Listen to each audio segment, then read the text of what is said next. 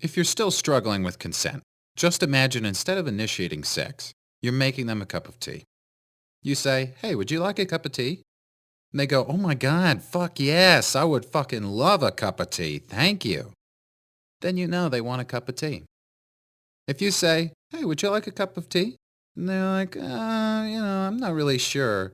Then you could make them a cup of tea or not, but be aware they might not drink it. And if they don't drink it, then, and this is the important part, don't make them drink it. Just because you made it doesn't mean you are entitled to watch them drink it.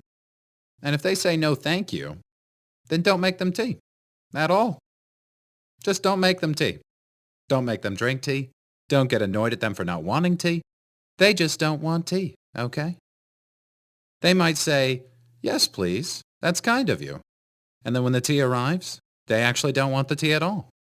Sure, that's kind of annoying as you've gone to all the effort of making the tea, but they remain under no obligation to drink the tea. They did want tea, now they don't. Some people change their mind in the time that it takes to boil the kettle, brew the tea, and add the milk. And it's okay for people to change their mind. And you are still not entitled to watch them drink it. And if they're unconscious, don't make them tea. Unconscious people don't want tea. And they can't answer the question, "Do you want tea?" Because they're unconscious.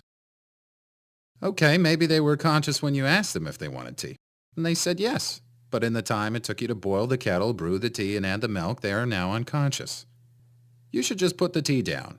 Make sure the unconscious person is safe. And this is the important part again. Don't make them drink the tea.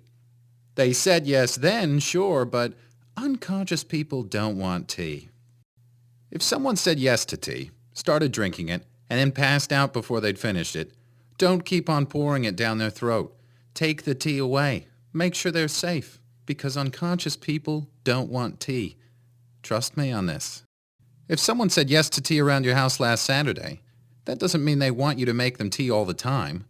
They don't want you to come around to their place unexpectedly and make them tea and force them to drink it going, "But you wanted tea last week." Or to wake up to find you pouring tea down their throat going, "But you wanted tea last night." If you can understand how completely ludicrous it is to force people to have tea when they don't want tea, and you're able to understand when people don't want tea, then how hard is it to understand it when it comes to sex? Whether it's tea or sex, consent is everything. And on that note, I'm going to go make myself a cup of tea.